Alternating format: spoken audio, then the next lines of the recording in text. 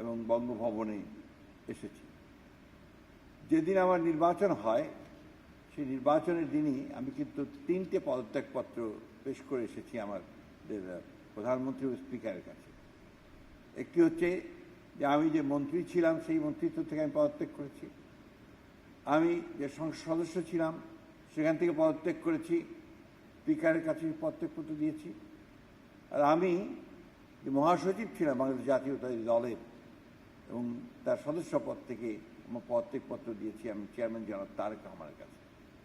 অর্থাৎ আমি এখন সম্পূর্ণভাবে একজন দল নিরপেক্ষ মানুষ এবং আমার রাষ্ট্রপতি হিসেবে দায়িত্ব গ্রহণ করার পরে আমি সব কিছুর রাজনীতির ঊর্ধ্বে আমি থাকবো বলেই আমি শপথ নিয়েছি এবং আমার জন্য কোনো রাগ বিরাগ অনুরাগ কোনো কিছুর জন্য থাকবে না। আমার সামনে একটাই মূল উদ্দেশ্য লক্ষ্য, সেটা হচ্ছে আমার দেশ, আমার রাষ্ট্র, আমার জনগণ। আপনারা জানেন যে আমি দীর্ঘ রাজনৈতিক একটা সময় পার করেছি, দীর্ঘ। সেই সময়গুলোতে আমি একদম মাটির মানুষের সঙ্গে থেকে আমি কাজ করেছি। আপনারা এই জানেন যে আমরা দীর্ঘ সংগ্রামের মধ্যে দিয়ে আমরা এক গণতান্ত্রিক পরিবেশে এসে উপস্থিত হয়েছি। এই গণতান্ত্রিক পরিবেশে আমরা প্রথমে আমাদের যে বিষয়গুলো ছিল, আমরা কিন্তু রাষ্ট্রপতির শাসন থেকে পার্লামেন্টারি ফর্ম অফ গভর্নমেন্টে আমরা এসেছি। তো এখানে আমাদের দেশে এখন পার্লামেন্ট হচ্ছে আমাদের প্রধান, আমাদের মূল লক্ষ্য, যে মূল কেন্দ্র, যেটাকে কেন্দ্র করে আমাদের দেশের সকল কর্মকাণ্ড পরিচালিত হয়। আমরা আজকে এই বঙ্গভবন, আমার চেয়ে আপনারা অনেক বেশি হয়তো জানেন, কারণ আমি একেবারেই নতুন এই বঙ্গভবনে। এই বঙ্গভবন হচ্ছে একটা রাষ্ট্রের প্রতীক, সার্বভৌমত্বের প্রতীক। এই বঙ্গভবন হচ্ছে আপনার ঐতিহ্যের প্রতীক এবং এটাই বা এই বঙ্গভবনই হচ্ছে আপনার মূলত পক্ষে যে রাষ্ট্রের যে মর্যাদা সম্মান, সেটা এখান থেকেই লক্ষ্য হয়, পরিচালিত হয়। আমি সর্বপ্রথম মহান আল্লাহ তাআলার অশেষ শুকরিয়া ও গভীর কৃতজ্ঞতা আদায় করছি যে তার অশেষ রহমতে ও করুণায় আজ আমরা সকলে সুস্থ সুন্দর নিরাপদভাবে এই দরবারে মিলিত হতে পেরেছি।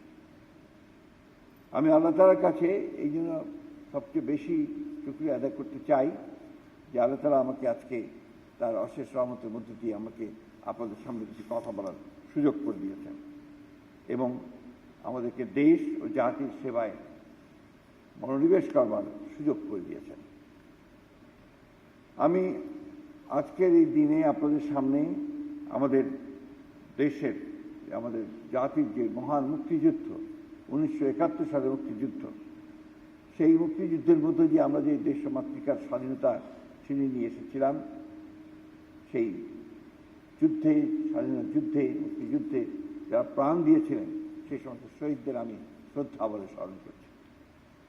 আমি আজকে শ্রদ্ধাভরে স্মরণ করছি আমাদের সেই মহান ব্যক্তি যিনি স্বাধীনতার ঘোষণা দিয়েছিলেন এবং যুদ্ধ করে পরবর্তীকালে যুদ্ধে সক্রিয়ভাবে অংশগ্রহণ করে তার সহকর্মীদের সঙ্গে নিয়ে দেশ স্বাধীন করেছিলেন সেই মহান নেতা, স্বাধীনতার ঘোষক শহীদ প্রেসিডেন্ট জিয়াউর রহমানের প্রতি। আমরা দেখেছি যে শহীদ প্রেসিডেন্ট জিয়াউর রহমান এরপরে তিনি যখন দায়িত্ব পেয়েছেন রাষ্ট্র পরিচালনা করবার, তখন তিনি দেশে কিন্তু মৌলিক পরিবর্তন নিয়ে এসেছিলেন। তার আগে যে একদলীয় শাসন ব্যবস্থা বাকশাল ছিল, সেখান থেকে তিনি বহুদলীয় শাসন ব্যবস্থা নিয়ে এসেছেন এবং আমরা দেখেছি যে একটা বিধ্বস্ত অর্থনীতিকে তিনি তার মেধা, দক্ষতা, যোগ্যতা দিয়ে জনগণকে সঙ্গে নিয়ে অতি অল্প সময়ের মধ্যে তিনি দেশটিকে আবার ওপরের দিকে টেনে নিয়েছেন এবং যেটাকে বটমলেস বাস্কেট বলা হতো, সেটাকে আবার একটা সম্ভাবনাময় দেশ হিসেবে তিনি তৈরি করার কাজ শুরু করেছিলেন।